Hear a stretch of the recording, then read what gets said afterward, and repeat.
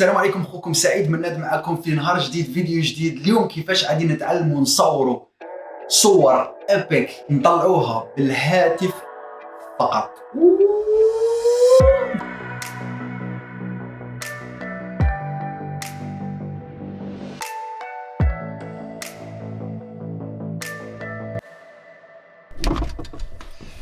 اكثر حاجه تستعملها باش تخرج الصوره احترافيه من الهاتف تاعك هي الاضاءه.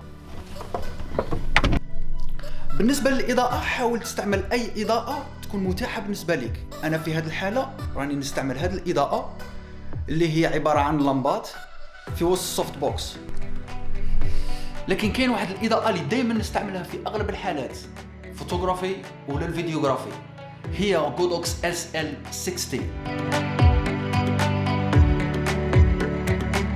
مادام دروك حضرنا الاضاءه الاساسيه واللي هي غودوكس SL60، غادي نوجدوا دروك الباك جراوند وهي الخلفيه للتصوير. انا راني نفكر نستعمل هذا المكان هنايا نديروا فيه الباك جراوند، نجبدوا الحلويات.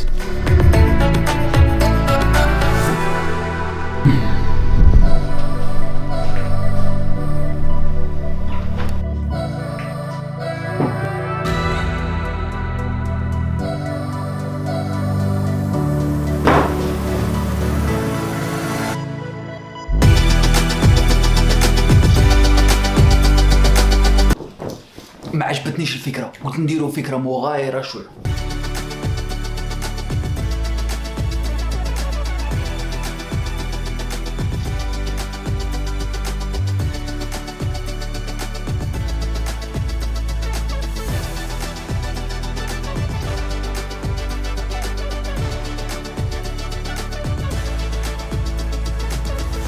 حاولت نبدل الباك جراوند، نبدلها طابع واحد اخر. درت الباك لايت هنايا باللون الاحمر يناسب اللون الفريز.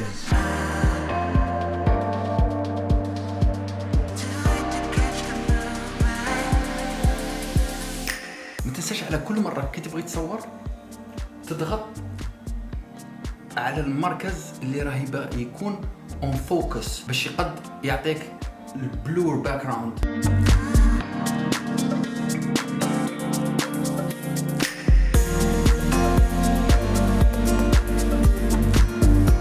اذا دركا غادي نحكوا على تطبيقات كيفيه تعديل الصور. كاين تطبيقات سهله ومجانيه. انا شخصيا نستعمل تطبيق لايت روم. غادي نفتحوها دروك معنا، ندخلوا للتطبيق.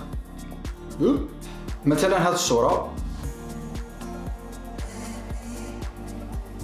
نحاولوا نديروها في وسط الفريم. هنا رانا نشوفوا بزاف التركيز على الاحمر.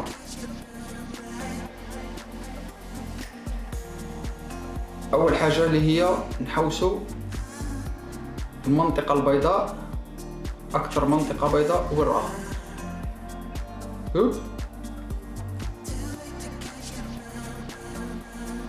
نحاولوا نروحوا للالوان. قبل الالوان نروحوا لللايت، الاضاءه. نطلعوا شويه الاكسبوجر، كونتراست، نزيدوا شويه كونتراست. الهايلايت نقصوا الهايلايت. شادوز just a little bit، شويه. الوايت نقصوا شويه الوايت. البلاك نقصوا شويه البلاك.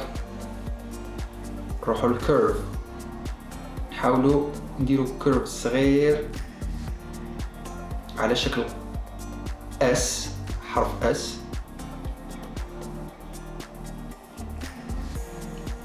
نروحوا الكالرز،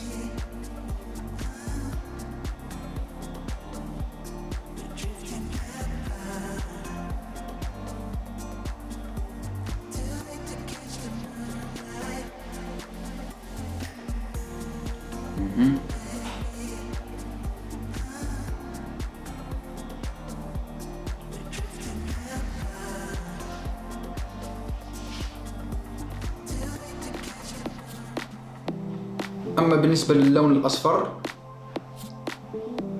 نحاولوا قدر الامكان باش نقصوا شويه الاصفر.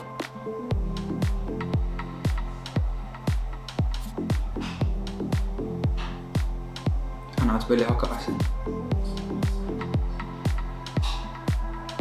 روحوا الفايبرنس ساتوريشن، نقصوا شويه ساتوريشن الفايبرنس. من بعد نروحوا ديتيل، نزيدوا شويه شاربنس.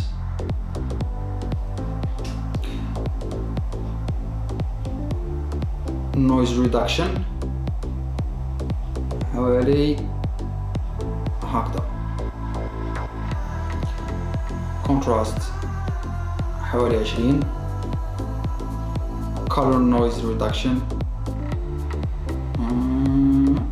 شوفوا الماكسيموم كي دايره مليح. اما الان نعاودو نولو للفريمينغ، نقصو شويه نديرو هاك، نزيدو شويه، نزيد شويه هكا، شويه الصوره راها عاوجه هكذا. نكونو تحسنا على الصورة. هي اكسبورت از، دائما نخلوها على 1350. كواليتي نديروها 100%. export save the picture.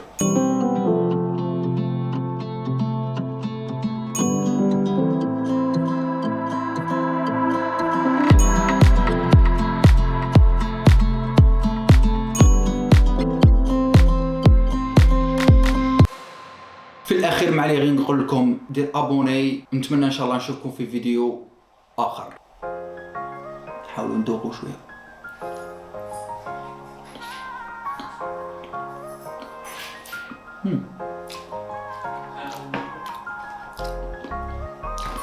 بنينه.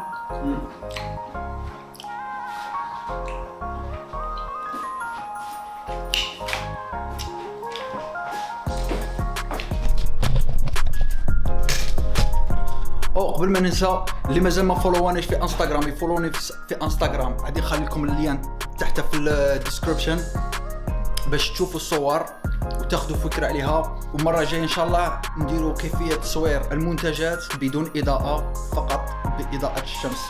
ما عليا غير نقول لكم تهلاو في رواحكم. until the next time. bye.